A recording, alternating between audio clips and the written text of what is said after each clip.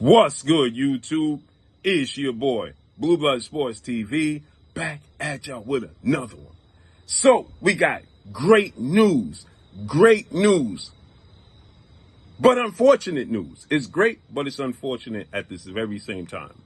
We have great news that Terence Bud Crawford has now accepted, get this, he has now accepted a showdown with Sebastian Fundora.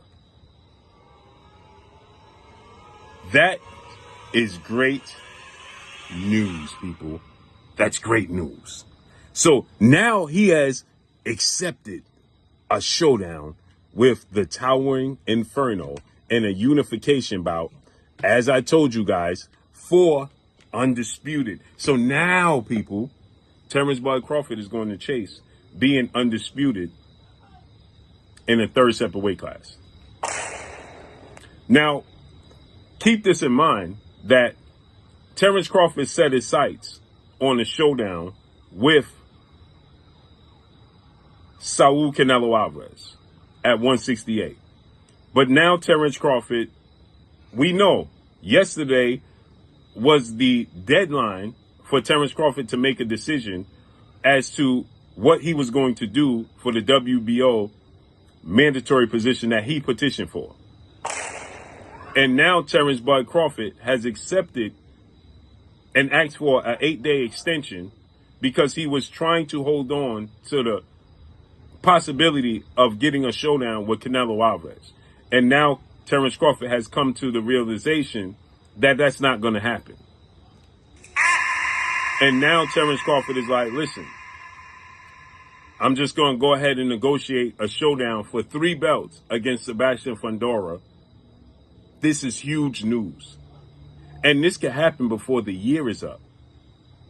Can it? No. It's probably going to happen in January or February. But 3 belts will be on the line. Now, don't forget, in a couple of weeks, October 19th, you're going to get Tim Tszyu versus Bakram Matalia for the IBF title. The winner of that fight fights Terence Crawford versus Sebastian Fundora winner for undisputed. This makes Terence Crawford only 1 fight away from being undisputed in a 3rd separate weight class. This would make him a 4-division world champion and a 3-division undisputed world champion. As I always say, cementing his history as a top 5 or at very least top 10 greatest fighters of all time, right? And he still can land a fight with Canelo Alvarez, who historically fights Cinco de Mayo in May and then Mexican Independence Day weekend in September. But Canelo will give you a 3rd fight if the price is right.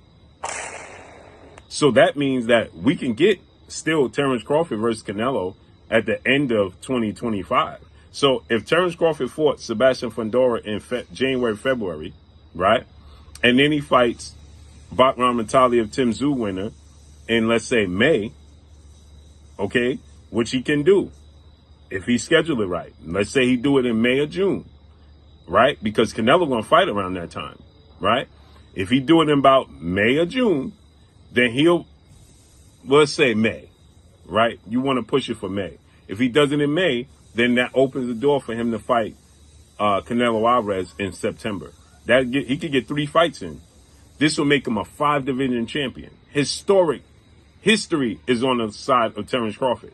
Fight 3 times next year. He could fight Sebastian Fundora in February, win that fight, come out healthy, no injuries. He fights Tim Tszyu, Bakram Matalia winner in May, right?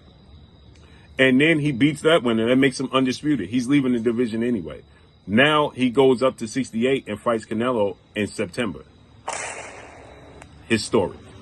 So we know, I told you guys, this is going to be a telltale sign of what's to come with Canelo and Terence Crawford by yesterday. And now Terence Crawford has petitioned, Sebastian Fundora responded, and they gave Terence Crawford the extension. So they're going to work it out where don't go to a purse bid and negotiate a fight between the two. That's huge. So let's see how this unfolds and plays out. Terence Crawford, 5'8", going against 6'6" Sebastian Fundora, almost a foot taller than he is. A foot taller with a 6-inch arm reach and is a southpaw. This is going to be historic. Let me know what y'all think about this. Who y'all got winning that fight? Drop a comment below. It's your boy Blue Sign North. Follow me on Instagram at Blue Blood Sports TV, all one word. I'm gone. Peace.